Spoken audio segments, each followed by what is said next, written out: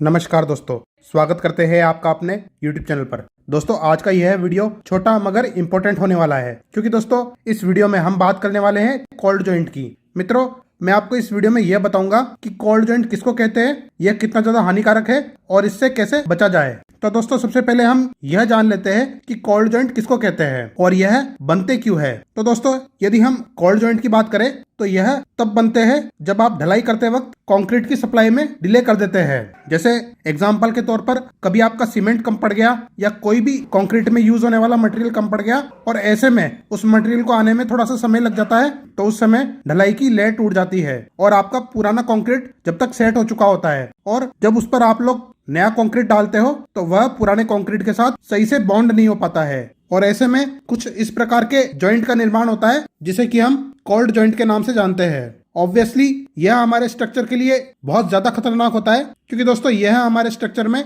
Weakness का कारण बनता है। और यदि आपका कोल्ड जॉइंट छत या फिर ऐसे स्ट्रक्चर में आता है जहां हमारे स्ट्रक्चर का पानी से मुकाबला होता रहता है, तो यह और भी ज्यादा खतरनाक है, क्योंकि यह जॉइंट न सिर्फ सीलन और पानी के रिसने का कारण बनता है, बल्कि यह पूरे के पूरे सरियों में जंग लगाकर आपकी आरसीसी की लाइफ को खत्म कर देता है। जहां आपका स्ट्रक्चर 50 साल चलेगा, वहां हो सकता है कि सरियों में जंग लगने के कारण 10 साल में ही फटने लगे। इसलिए दोस्तों जब मैंने स्लैब कास्टिंग की वीडियो बनाई थी, तब भी मैंने उस वीडियो में आपको साफ तौर पर सावधान किया था कि आप स्लैब डालने से पहले मटेरियल की सप्लाई सुनिश्चित करें ताकि कोल्ड जॉइंट का निर्माण ना हो, वरना दोस्तों यह आपकी स्लैब के लिए बहुत ज्यादा खतरनाक है। क्योंकि ना सिर्फ यह आपकी स्लैब को कमजोर बनाता है, बल्कि आपके छत से पानी टपकने की समस्या आती ही रहेगी।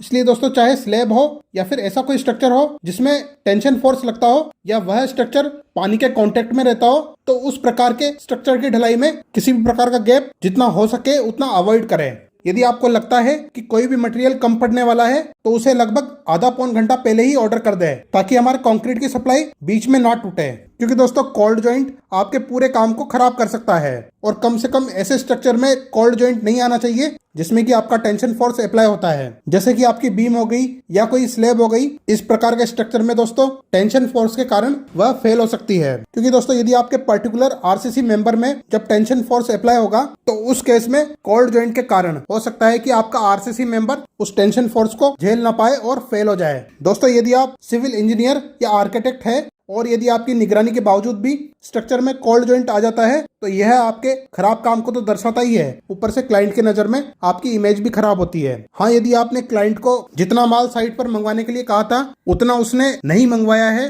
तो ऐसे में गलती उसकी हो सकती है। लेकिन फिर भी दोस्तों कोल्ड जॉइंट से बचने के लिए कास्टिंग से पहले ही आप मटेरियल का निरीक्षण कर ले कि आपने जितना मटेरियल क्लाइंट को लाने के लिए कहा था, क्या उतना मटेरियल साइट पर आ गया है या नहीं। यदि फिर भी आपको लगता है कि कुछ कम पड़ेगा, तो आप पहले ही उसका प्रबंध कर ले, क्योंकि दोस्तों लापरवाही करने से आपका करियर और इमेज दोनों खराब होती है। इसलिए किसी भी प्रकार की लापरवाही को अवॉइड करें। अच्छा दोस्तों, अब जान लेते हैं कि कोल्ड जॉइंट से बचने के लिए क्या क्या करना चाहिए। फिर हम जानेंगे कि यदि आपके कोल्ड जॉइंट आ गया है तो हमें क्या करना चाहिए। तो दोस्तों कोल्ड जॉइंट को प्रिवेंट करने के लिए सबसे पहले तो यदि आप गर्मी के मौसम में ढलाई करवा रहे हैं, तो आप कोशिश कीजिए कि ढलाई के बीच में मैक्सिमम 15 मिनट से ज्यादा का गैप नहीं होना चाहिए। और यदि आपको लगता है कि मटेरियल आने में थोड़ा समय लग सकता है, तो आप कंक्रीट के सेटिंग टाइम को बढ़ाने के लिए रिटार्डेंट एडमिक्सचर का इस्तेमाल कर सकते हैं। और कोशिश कीजिए कि आपके आसपास जो भी बिल्डिंग मटेरियल वाला हो, वह इमरजेंसी में माल पहुंचाने के 200-500 रुपए एक्स्ट्रा ले लेवे, लेकिन आप उसे तुरंत माल मंगवा लीजिए। मतलब कुल मिलाकर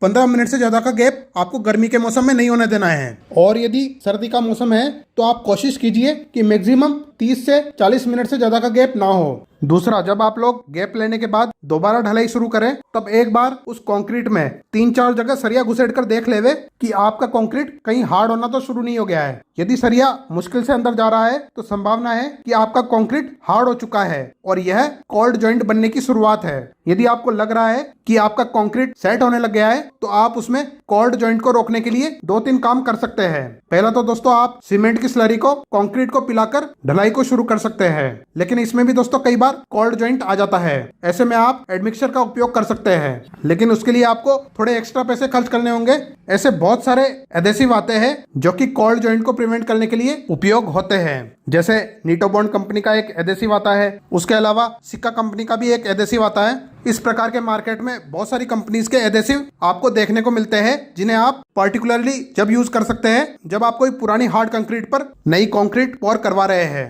ऐसे में यह जो एडेसिव्स है वह बहुत अच्छे बॉन्डिंग एजेंट माने जाते हैं। इस प्रकार के एडेसिव का उपयोग करके आप कोल्ड जॉइंट को प्रिवेंट कर सकते हैं। तीसरी सावधानी आप यह कर सकते हैं कि यदि आप कोई पुरानी कंक्रीट पर नई लेयर को डलवा रहे हैं और आप चाहते हैं कि हमारी कंक्रीट की पुरानी कंक्रीट के साथ अच्छी बॉन्डिंग हो, तो आप नई कंक्रीट डलवाने से पहले पुरानी कंक्रीट की सरफेस को अच्छे से साफ करवा लेवे। मतलब यदि ढंग से 2 बार भी आपको साफ करवाना पड़े तो आप अच्छे से उसको पानी से साफ करवाइए। लेकिन यह चीज मेक श्योर कीजिए कि पुरानी कंक्रीट पर किसी भी प्रकार का कचरा या मिट्टी नहीं होनी चाहिए, क्योंकि दोस्तों वह कचरा या मिट्टी आपके नए कंक्रीट और पुराने कंक्रीट के बीच में एक लेयर का काम करती है। इसलिए दोस्तों, चाहे आप कोई भी आरसीसी मेंबर की कास्टिंग करवा रहे हो, पर आपको कंक्रीटिंग करवाने से पहले जो पुरानी लेयर है उसको अच्छी तरह साफ करवा लेना है और कम से कम 2 घंटे पहले एक बार पुरानी लेयर की अच्छे से आपको तराई कर लेनी है। और फिर नया कंक्रीट डालने से पहले आप एक बार पुराने कंक्रीट पर सीमेंट स्लरी का घोल जरूर डालें, या फिर आप एडेसिव का उपयोग करें, तभी नई कंक्रीटिंग स्टार्ट करें। इससे दोस्तों कोल्ड जॉइंट की संभावना 99.99% तक कम हो जाती है।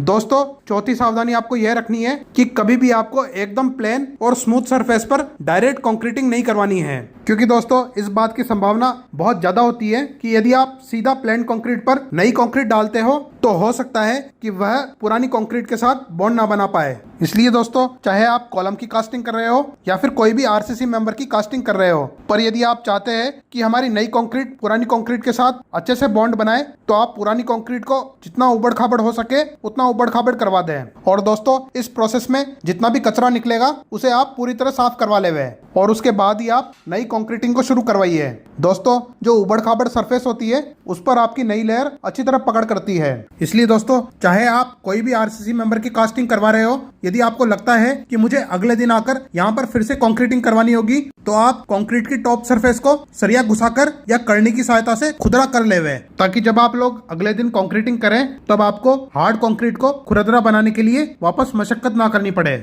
दोस्तों, कोल्ड जॉइंट आने का 5वां कारण यह होता है कि आप यदि ठीक से वाइब्रेटर का इस्तेमाल नहीं करते हैं तो कई बार आपका कंक्रीट सही से कॉम्पैक्ट नहीं हो पाता है। ऐसे में हो सकता है कि कंक्रीट के सेट होने पर उसमें एक या एक से ज्यादा कोल्ड जॉइंट देखने को मिले, क्योंकि दोस्तों ये चीज जरूरी नहीं है कि कोल्ड जॉइंट पुरानी और नई कंक्रीट के बीच में ही बने। ऐसा भी हो सकता है कि आपका कंक्रीट कॉम्पैक्ट ना हो पाए और आपके आरसीसी मेंबर में मल्टीपल लेयर्स ऑफ कंक्रीट बन जाए। दोस्तों, कंक्रीट की मल्टीपल लेयर्स बन जाना वह भी अपने आप में एक प्रकार का कोल्ड जॉइंट ही होती है। इसलिए यह चीज इंश्योर करें कि साइट पर वाइब्रेटर का प्रॉपर इस्तेमाल हो। अब दोस्तों, हम बात करते हैं कि यदि कोल्ड जॉइंट आ जाता है तो हम उस केस में क्या कर सकते हैं। तो मित्रों, यदि आपका कोल्ड जॉइंट थोड़ा सा गहरा है तो आपको प्रेशर ग्राउटिंग के थ्रू उसमें इपॉक्सी पर बेस्ड ग्राउट भरना पड़ेगा, ताकि कम से कम उसमें से पानी ना रिसे। दूसरा दोस्तों, यदि आपका कोल्ड जॉइंट ज्यादा गहरा नहीं है तो आप आगे आगे का लूज मोटर हटवा के उसमें हाई स्ट्रेंथ सीमेंट फिल कर सकते हैं। दोस्तों, चाहे आप दुनिया की कोई भी रेमेडी क्यों ना करें, लेकिन यदि कोल्ड जॉइंट एक बार आपके स्ट्रक्चर में आ गया तो वह उस मेंबर की स्ट्रेंथ के लिए खतरनाक है। इसलिए कोशिश ये करें कि कोल्ड जॉइंट बने ही ना, क्योंकि कोल्ड जॉइंट के निर्माण होने के बाद वह आपके स्ट्रक्चर की स्ट्रेंथ को बहुत ज्यादा कम कर देता है। तो दोस्तों, ये था हमारा वीडियो। उम्मीद है आपको वीडियो पसंद आई होगी। अगर आपको वीडियो पसंद आई है तो चैनल को सब्सक्राइब करें, वीडियो को लाइक करें और अपने सभी दोस्तों के साथ शेयर करें, ताकि उनका भी नुकसान होने से बच सके। तो दोस्तों, मिलेंगे आपसे अपनी नेक्स्ट वीडियो में। तब तक के लिए जय हिंद, वंदे मातरम।